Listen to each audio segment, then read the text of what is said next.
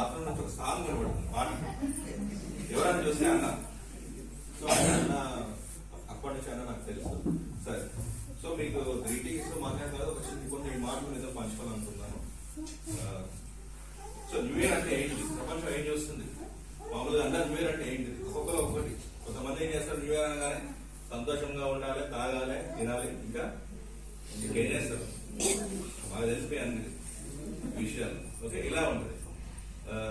కొంతమందికి మా friends call చేస్తే వాళ్ళు ఏం చెప్తారు, న్యూ ఇయర్ అంటే ఏంటిదంటే వాళ్ళందరూ ఇంట్లో ఉంటారట, ఇక మొత్తం 11 నుంచి స్టార్ట్ చేస్తారట ఏంటి తినటం. ఇక ఒక యుద్ధం లాగా చేస్తున్నాం, ఉద్యమం లాగా చేస్తారు. సో 1 గంటగా చేస్తారట. మరి ఎందుకు అట్లా చేస్తున్నారంటే వాళ్ళు ఏం చెప్తారంటే, అలా ఉంటే సంవత్సరం మొత్తం మేము సమృద్ధిగా ఉంటాము, ఫుడ్కి లోటు ఉండదని వాళ్ళు చెప్పారు. ఒక్కొక్కలాగా ఈరోజు సాయంత్రం నేను బయటికి వస్తే ఒక పెద్ద బయటగా పెద్ద పందిరి వేసుకొని పోతున్నాం. ఏంటిది బ్రదర్ ఎందుకు ఇట్లా అంటే, రేపు న్యూ ఇయర్ కదా అంటున్నాడు.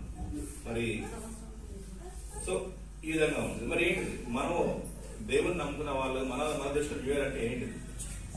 2 కొరింథీ 5:17 ఒక మాట ఉంటుంది, చదివితే బాగుంటుంది.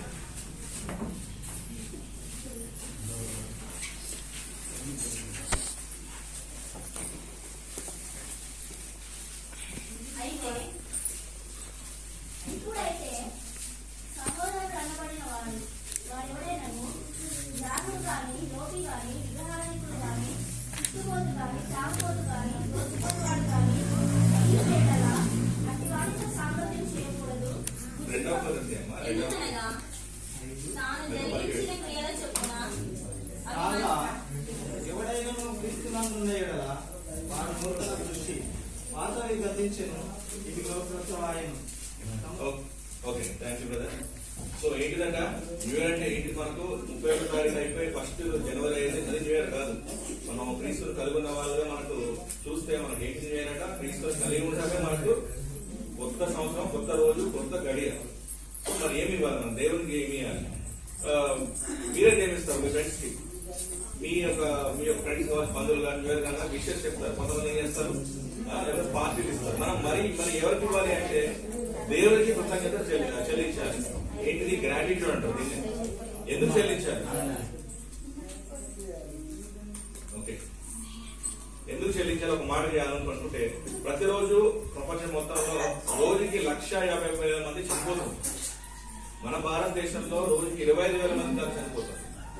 సో అంత మందిలో మనం లేనందుకు మనము దేవునికి కృతజ్ఞత చెల్లించాలి.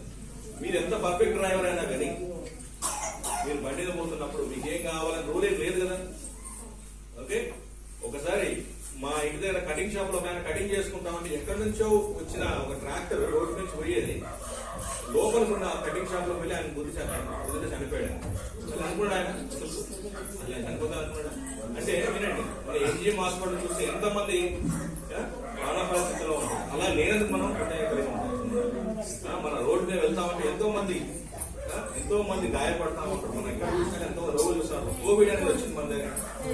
సో ఎంతో మంది చనిపోయారు. సో వాళ్ళ లిస్ట్ లో మనం లేనందుకు మనము గ్రాడ్యుయేషన్ కలిగి ఉంటాం. సో